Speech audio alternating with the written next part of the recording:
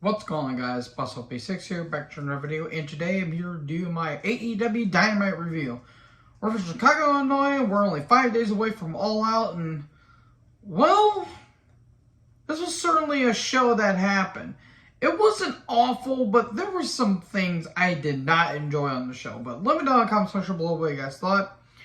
Anyways, we start off with Moxley coming down. He talks about what happened with Punk last week back in Cleveland. He says they're still trying to scoop up what's left of him after I beat him in 3 minutes. And he says he's folded. I have no sympathy for him. And Moxley's a really good promo. Really good promo. And basically how he's finally the undisputed champion. And he wants to fight everyone and spill the blood. Not the Slayer song. When you spill the blood. Damn, I have that song stuck in my head. He's there to break bones, and Mox says, fragile body, weak mind, and weak spirit. And he has open contract for All Out. Whoever comes in gets to basically face him in All Out. And all of a sudden, Ace Steel comes down. I did not know he was actually part of the company until I found out. And he picks up the contract. More on this later. Jericho and Shivani are backstage. Shivani's a lover throughout this entire show. He talks about his match with Bryan Danielson, and he's talking about the match that him and Hager are going to have. Oh boy, be still my beating heart. And Garcia shows up, says, hey, I want to say about what happened last week. I apologize. I'm here to show my devotion to the Jericho Appreciation Society. Yeah, how did that work out in the end? Then we get Hager versus Bryan, Regal and Jericho on commentary. Oh boy. I thought to myself, is Bryan a magician? He wasn't. My God, that crowd reaction for Hager. I'm pretty sure that the popcorn vendors got a bigger pop than Hager did, because Hager's got a look. He's just not interesting, and he's an idiot. This wasn't good. This wasn't good. Bryan tried. He dives, and Hager catches him, and they go into the barricade. Bryan starts making a comeback.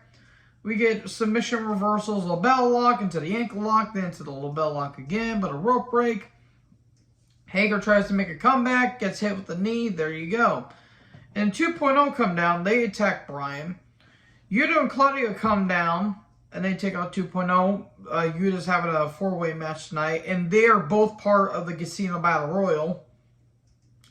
Yeah. Or Casino Ladder match, I should say. Yeah. All Out's looking a little bit snake bit, if you guys don't know. Then Jericho comes out with a chair and a very loud shirt. I'm pretty sure that Sparkle Jacket was louder than Jericho on commentary, and that's saying something. Garcia comes down, and he grabs a chair, and then a knee by Bryan. This was messy. Okay, cool. It's a feud I can give less than 10 shits about because, well, it's Jericho in 2022, and he's a washed-up has-been. Bryan having the time of his life, though. So then the wingmen are in the ring. That is Peter Avalon, Ryan Nemeth, Cesar Bononi, and JD Drake. And they have signs protesting, we need more screen time, we need more screen time. And all of a sudden, W. Morrissey shows up, a former Big Cass, and he attacks the wingman, so he's a face. Then Stokely comes out. I kind of get confused if it was a fan or a child, but then I realized it was Stokely Hathaway. He gives a card, and then Morrissey accepts it. So Morrissey was a baby face, basically, because he beat up the heels, and now he's a heel. What's the end game with this whole situation with Stokely? I don't understand. He's just collecting talent left, right, and center.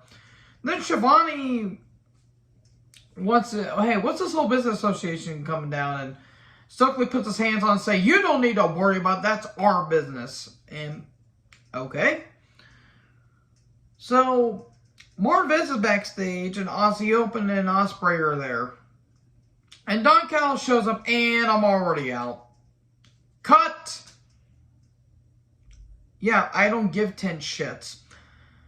Baker and Hayter, goddamn Britt Baker, or Jamie Hayter. Britt's not bad, but Hayter, whoo, Hayter, hot damn.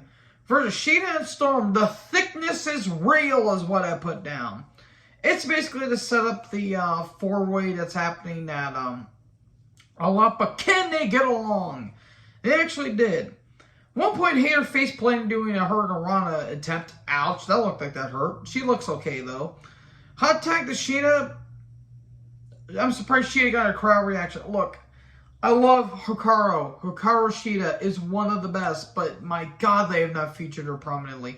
Where's Nyla Rose at? Do you have a question? She should have been in the Fatal 4-Way and not Britt, because I feel like Britt's in the title picture all the time, and she feels like it's like she doesn't want to be there. Anyways, Rebel eventually shows up, and in the end, Shida gets a pin on Baker. Okay, then. That doesn't mean she's going to win the pay-per-view, but okay, then. I was not expecting that. So, Kip Sabian and a Pac video package. They're having a match at All Out. Okay. Miro video package. He talks about how he's going to bring down a House of Black.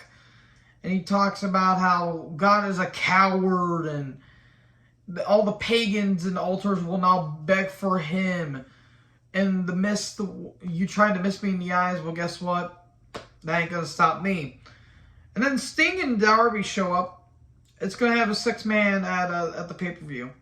Miro's getting fucking phenomenal with these promos. So I legit can't go over verbatim on how great these promos are. This dude is over as hell. The 6-man tag should be fine, but there's so much random shit on that pay-per-view. So anyway, Punk comes down. And he talks about his injury and in his surgery. I had to get 16 staples and stitches, and that's how many times, and that's 16 more times than that guy's been screwed, that fat guy's been screwed over there. That was funny. And he says, I really should have said that, but oh well. And he said he came back to professional wrestling for the fans, and he's let people down. He let his sister down. He let Larry down. He let his dog down. That is depressing. And all of a sudden, Ace Steel shows up, gives him a big, hypes him up this shit. I saw on Twitter that the Rocky 3 comparisons were effective. And oh boy, was this ever Rocky 3 in a nutshell. He slaps him, says, this isn't the Punk that I trained. This is not the Punk that I grew up with. Because you're not just my trainee, you're family. Gives Punk a big pep talk. He slaps him, sign the contract. Punk gets into the crowd and he says Chicago is like the human organs. Or is like the human heart. They are the arteries and I am the one pumping the blood. And we are Chicago. I'll see you this Sunday, Jon Moxley. That was good stuff. That was good stuff by Punk. So, okay. I do have a question, though. What was the point of them having a match the week beforehand just to set the match at the pay-per-view? Somebody did say that, oh, well, Punk was caught off guard and he was feeling down. He needed some motivation. Okay, but still, you could have saved it at the pay-per-view. It feels like they blow their load so much, and they're trying to have their cake and eat it too. I just don't get it. So, JR, Jungle Boy, and Christian Cage have an interview. They're talking about their match they're going to be having at the pay-per-view. And Christian said, I never cared about you. I only care for myself. I am here to collect money and to win championships. Jungle Boy talks about his father, and he said, he always says, you need to stand for yourself and be a man. And then this Sunday, you're not getting Jungle Boy, you're getting Jack Perry. Good stuff. Okay. After Wardlow took on Silas Young and two other people, some guy named Jones and some other guy. I completely apologize because one, they didn't give a video graphic, and two, Justin Roberts said it too quickly, so I didn't know. I know one of them was Silas Young because I didn't recognize his look. Squash match is a feature match to feature this trio because they're facing off the Motor City Machine Guns and Jay Lethal at All Out. Big Rig, 2 power bombs, FTR and Wardlow win. They have done nothing with Wardlow ever since, because Wardlow's even said this on a couple interviews. that ever since that MJF situation, he has not been himself. And I don't blame him, because it's a start, stop with this guy. This motherfucker has the look. He has a look. Vince would have picked him up years ago if Wardlow was wrestling back then. Well, he was wrestling back then, but it feels like he's being an afterthought. Yeah, he's TNT title, but when has TNT title meant something? Don't even get me started on FTR, because they have been watered down to no one. They have been completely cooled off. So anyways, we come back from break, and Moxley comes down, and he says, well, since you accepted the challenge, I'll see you at All Out. Okay, there you go. Tony Schiavone, Evil Uno, and Tanner backstage. Ten's unfortunately injured, so we're going to have to find a new partner. Then Andrade and Jose show up. Why is Andrade talking?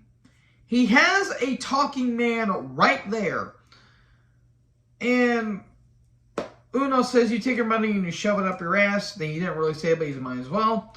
So Andrade attacks Uno with the crutch, and Jose tases 10. Cool. I don't care.